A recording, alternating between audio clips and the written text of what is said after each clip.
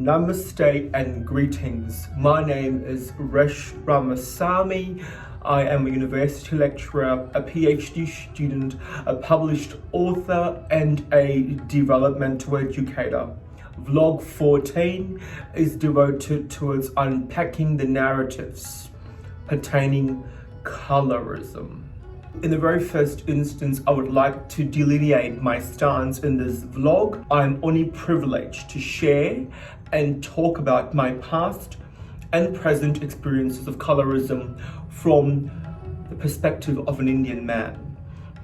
And as you can tell, I thought to myself, why not wear something Indian as well to really affirm my Indian heritage? And I hope you all like this beautiful Indian kurta and also the red dot in my forehead as well. Allow me to define what colorism is for you. I was especially impressed by a scholar by the name Professor Margaret Hunter, who has devoted her existence to the colorism literature. In a publication from the year 2007 titled The Persistent Problem of Colorism, Skin Tone, Status and Inequality, she defined colorism as the process that privileges light-skinned people of color over dark-skinned people of color in areas such as income, education, housing, and the marriage market. End of quote. In my recent vlog 13 on racism, white privilege, and white fragility, I uttered boldly and bravely that colorism is the byproduct of white privilege, which comes from racism. And guess what? When I was doing my research on colorism, it was nice to know that my assertions were supported and substantiated within the wider literature. Let me contextualize colorism for you. Systemic racism can be orchestrated in two dimensions. First dimension is when we have the grouping or the categorization of different racial groups based on race, like Africans, Indians, Asians, and it's purely based on a person's physicality compared to the normative white race. In the second dimension is the categorization of racial groups based on skin tone. And this is where our lovely friend colorism comes and emerges from. Colorism fundamentally is enacted and deployed by colored people through a covert or an overt manifestation or both combined. Therefore, colorism is a form of internalized racism where a person of color has formed a sense of self-hatred towards their skin color. And do you know why? Because of white privilege. White folks might find this a bit hard to digest and comprehend. And I don't blame white people at all. I blame the system for it. You see, when you're born into a world where white is the norm, white is normative, further affirmed by the notion of white privilege, it can be difficult for white people to see the world in racial terms and to understand a colored person's reality and sense of embodiment. The last few months have been quite disappointing for me, and this is obviously attributed to the Black Lives Matter protests, the Black Lives Matter initiatives.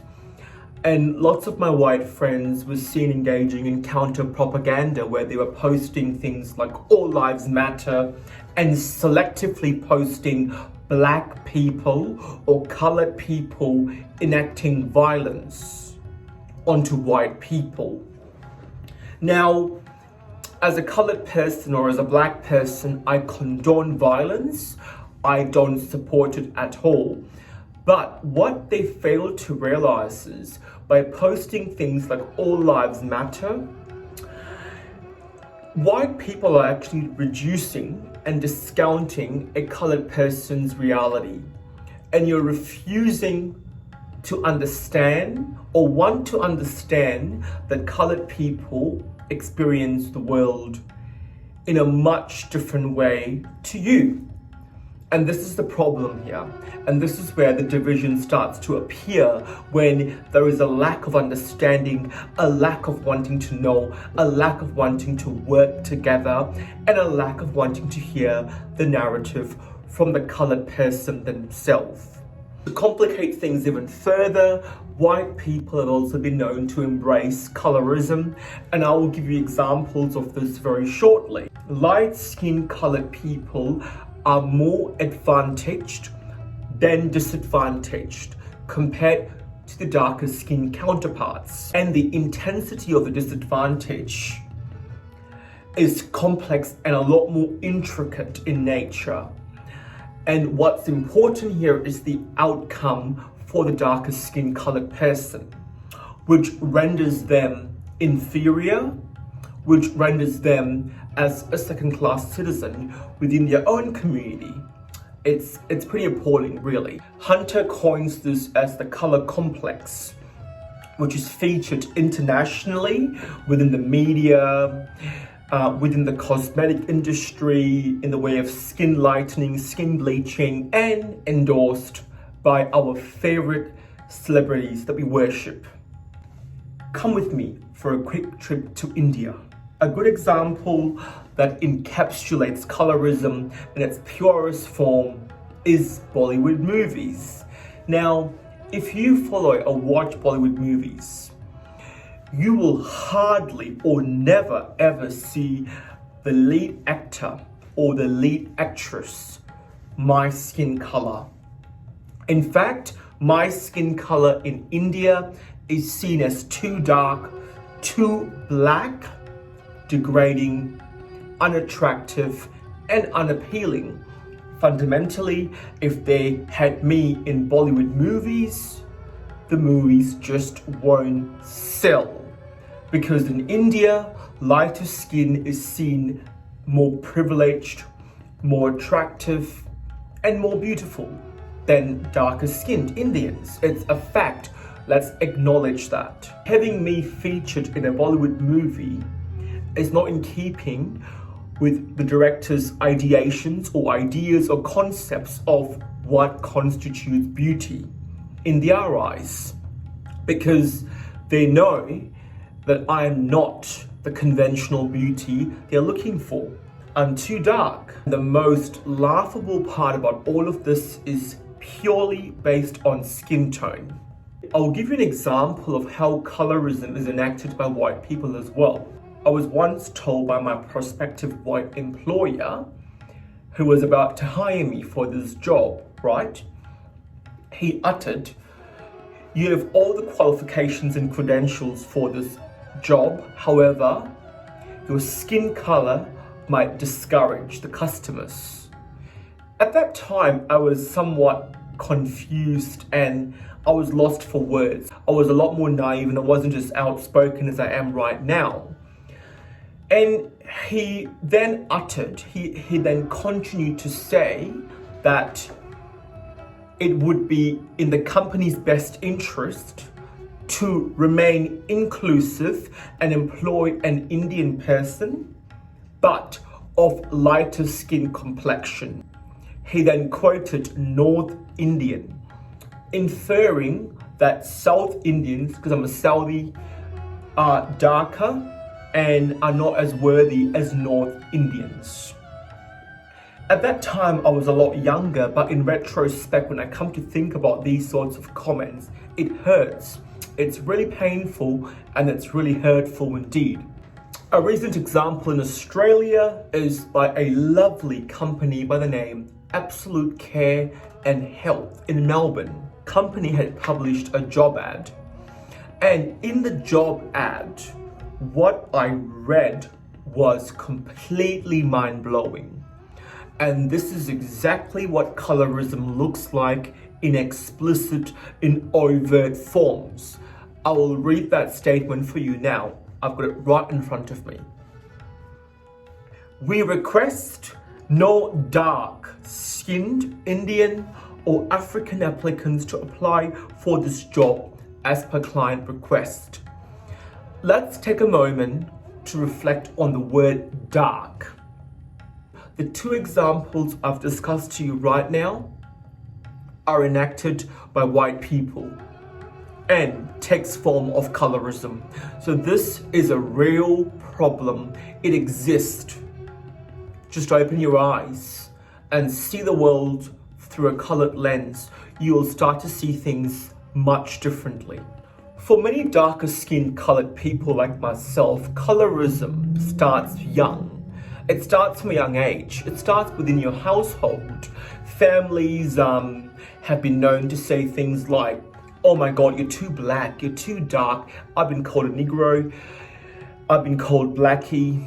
I've been told not to go in the sun, you'll go too black, or you'll go too dark. Or if you're already dark, don't go too darker." Families have been known to dictate and influence their children in marrying a lighter skinned Indian person, or in fact going for a white skinned person, because they want to eradicate and diminish the dark skin complexion, and they want to create and produce lighter skinned generations. And this color complex is a lot more difficult for Indian women to digest, because lots of those actresses also endorse those lightening products. And when you can't see yourself like them, and when you don't see any resemblance or any parallels, you start to really feel quite different, and you start to attribute a sense of difference. A huge sense of disparity is formed within you.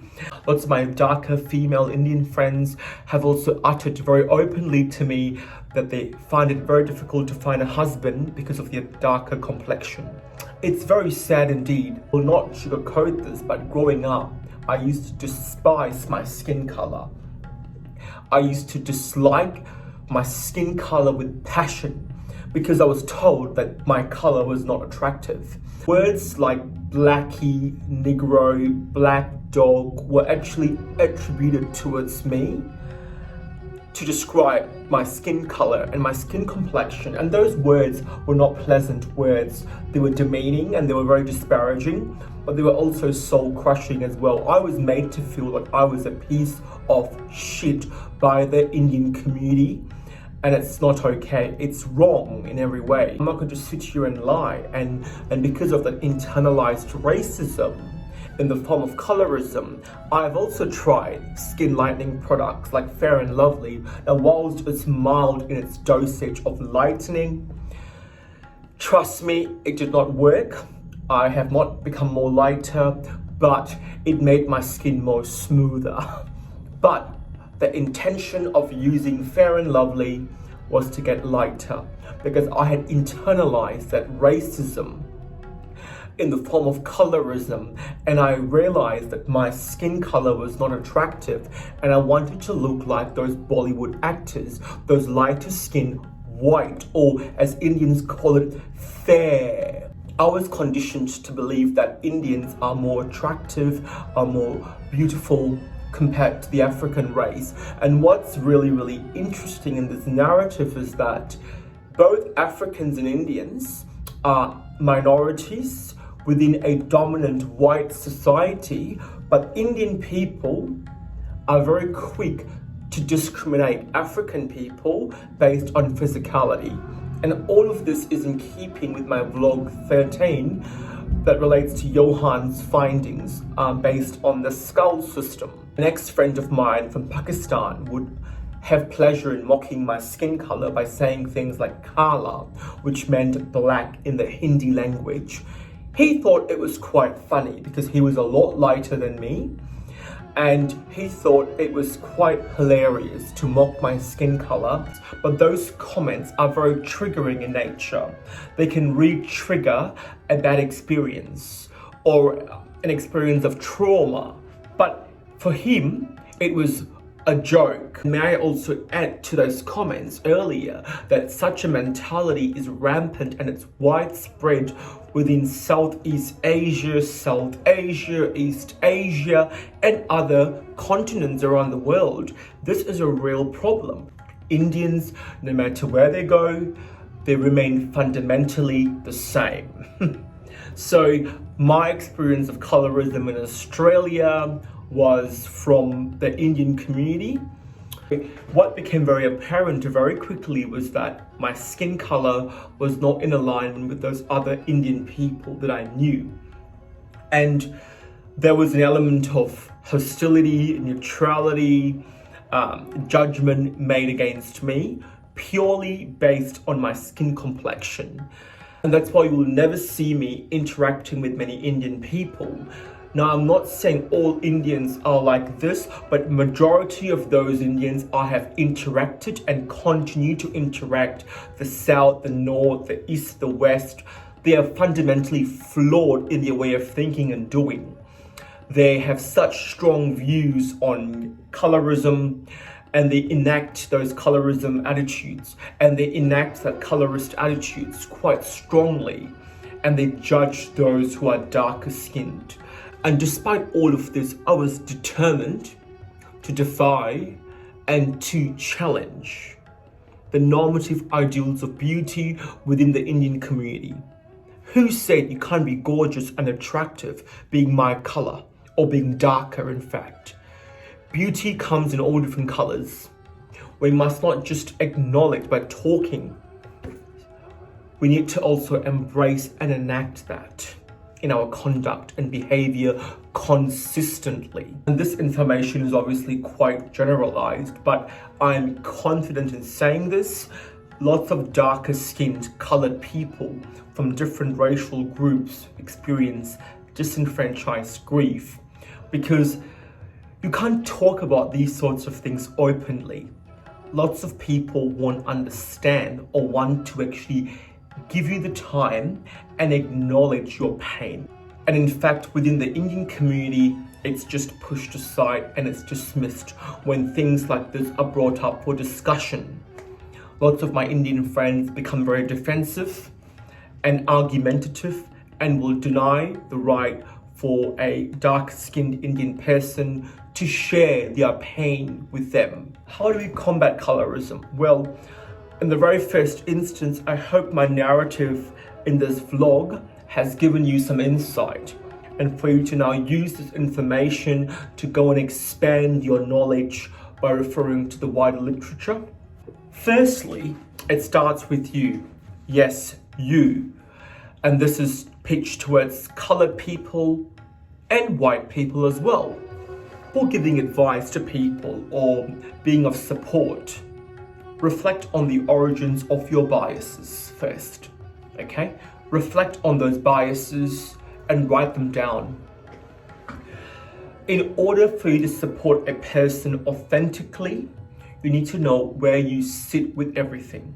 This is quite laughable because I've seen this routinely within my friends, family, cousins. These people are so-called supporters of colorism, and they will support other people who are darker in trying to debunk it. Yet, they are the first ones to post a picture or a video on social media with a filter that makes them look 10 shades lighter. I have to say, when I see those photos or videos, I have a small chuckle because I go, that's not your skin tone, darling. Or when you see those people with a light white face complexion and a black darker skinned neck, and you go, honey, have you got the wrong foundation on? But some Indians I know for a fact, they do get the lighter foundation 2 or 3 shades lighter to look or appear lighter skinned. So those Indians need to really stop, reflect on their own behaviors before giving advice to other people. Secondly, is be a role model, but be authentic in your conduct and deportment. Before you purport yourselves to be a role model, appraise your conduct first. with integrity and transparency and honesty. Seek feedback from other people. Call someone out regardless of their age and use it as a teachable moment by actually contextualizing a negative experience as a teachable experience or a teachable moment. You can really start to help a person to shift their mindset and see things a lot differently as well. So education is the way forward here. Education, awareness, and ongoing reflection is very important as well. Well, that concludes my section of the vlog. I have someone special for you all today, my dear friend Francisca. She's an amazing human being. I have lots of time for her, and she will be sharing her perspective on colorism. So my name is Francisca. I am an accredited practicing dietitian and a sports dietitian. I run my private practice business called Sustainable Nutrition. And at Sustainable Nutrition, we help women for fertility, pregnancy. We also see clients for lots of chronic conditions, so for weight management, diabetes and cardiovascular disease. So thank you, Resh, for asking me to come on here today.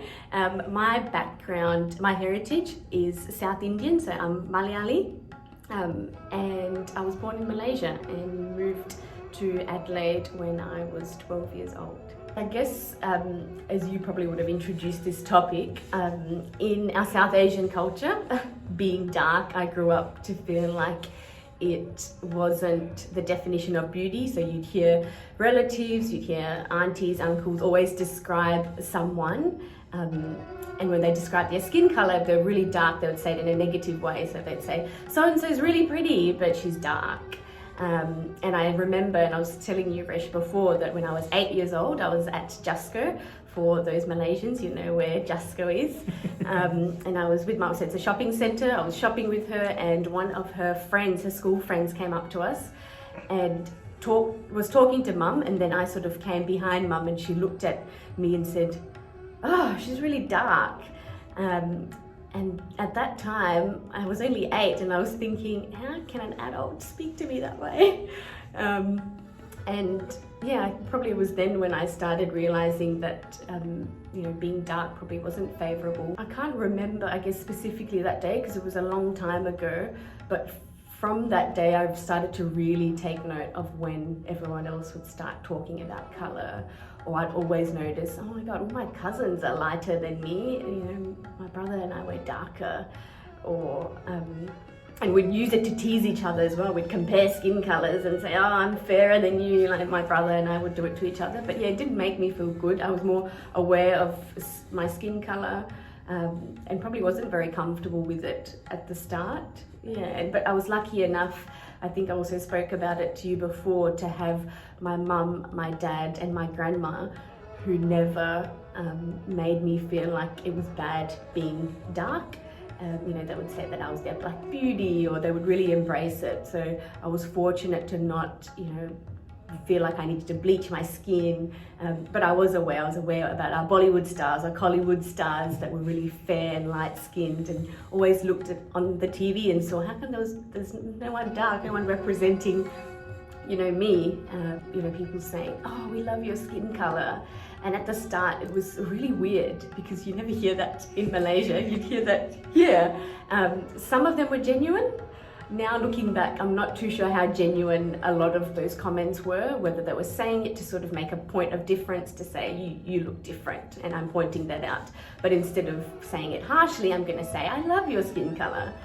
And at primary school, I remember, and I'm really petite and small, so telling this story is funny because I don't get into fights and I don't condone any violence. But someone said to me something about my skin color, and I kicked it and pushed it to the ground. And then I got sent to the principal's office, and he was just the loveliest man. And he said to me, it's okay, next time something like this happens, just come to me. And obviously since then there was no violence, so if I had any issues I would go to him. But I was really fortunate to have, he didn't even call my parents, so this might be the first time they actually, if they watch this video, the first time they hear the story. So he was really kind, and that helped me through. And I had lots of, I had a Bengali friend and another Indian friend and 3 Australian friends, and we were all a close group, and they embraced the Indian culture. They used to come to our house, eat with their hands, and we started a Bollywood group together. So I've been really fortunate to have, some negative experiences, but to have a lot of my white friends embrace our Indian culture. We were sitting at a pub down Rundle Street, and it was just our table and another table of about 6 girls that could be around their 20s, the white Australian girls, and we were having a drink. It was a weeknight, so it was fairly quiet, no one else really around, and one of the girls decided to play I Spy, and she started with I spy with my little eye something beginning with N, and I sort of paused and thought, no way, she's not going to finish this sentence or this word. But she did. She went on to spell, the derogatory term and word. And I was so shocked that that was happening that I didn't know how to react. Being the elder sister with my sisters and my cousin, I just wanted to get them out of there. I didn't really want them to hear, like being a protective mum. And we just got up and we left. And I still think about that incident, and I get really worked up thinking about it and wish that I'd said something or, did something. If that were to happen to me now, it probably would have been, I'm not saying that you do anything violent. I don't condone violence, but, speaking to the manager or just, standing up for yourself, or hoping that even one of the friends in that group would have corrected her, that would have made me feel better. And, there wouldn't have been any confrontation from my side. Firstly, Bollywood needs to change. So if anyone that has any influence in that space, we need to start having more, darker actresses, so that when the whole world's looking at what India actually looks like, they see a diverse range, not just the really fair-skinned Bollywood actors. But also within our families, we need to stop this anti-blackness. We need to start embracing, the darker skinned Indians. We need to pull up our relatives or, the elderly. Stop making excuses and saying, oh, they're old, that's the generation. It's not, and we can speak to them and not keep it in. If it hurts you, it's really hard to talk about it because it is hurtful, and you're almost reliving all of this trauma when you have to teach someone. But it's your family, so I think, sit down, talk to them, maybe speak to someone that you're comfortable with so that they can advocate for you, and we just need to talk about it. We can't keep ignoring it, and this is the time to talk about it, to embrace it. Take them to different restaurants, different cuisines, Ethiopian food, Kenyan food. There's just so much around us, so that they, a lot of the times it's ignorance because they don't have, black friends or Aboriginal friends. They just create all of this prejudice and this judgment before they even meet someone. So, expanding their circle and encouraging them to just be a bit more open. Following lots of darker skinned role models, that really gives you lots of confidence when you see someone that looks like you being represented in all these different spaces. That would be one thing that you can start doing, and just really speaking to people that are close to you. And I got a lot of courage from having my white friends see, what's happening in the world and really advocating for this and standing up and, asking me if I'm okay, or, noticing that, yes, you are different. What are the experiences? So being curious, and you just surround yourself with people that actually want to listen to you and want to help you embrace the colour of your skin, because it's bloody beautiful being dark. I just want to say thank you to Resh for all of your work. Honestly, I love the videos that you've done. You're really educating, so many people. I've shared your videos to a couple of my friends who have benefited from it. So keep listening to him. Even though I'm dressed in this outfit, in this Indian outfit, this kurta, and for those of you who don't know, but I'm a professional dancer. I was dancing professionally for many years until my back stuffed up. I have a disc herniation problem, which is ongoing and it's still recovering. But as part of my recovery and rehabilitation process journey, I'm going to show you a few quick movements, and I hope these moves will come in handy for your next Bollywood party. Okay, so this is called twisting the light bulb. So we're going to do twist with 2 on the left, twist the 2 on the right, twist the 2 up, and twist the 2 down. We're going to do 1 and 2 and 3 and 4, 5 and 6 and 7 and 8, 1 and 2 and 3 and 4, 5 and 6 and 7 and 8. We're going to add a head slide to it as well, which is this. It's quite an exotic move.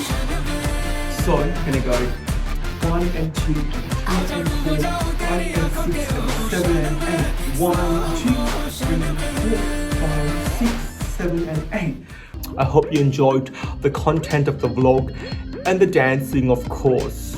Onwards and upwards. Love you all. Resh.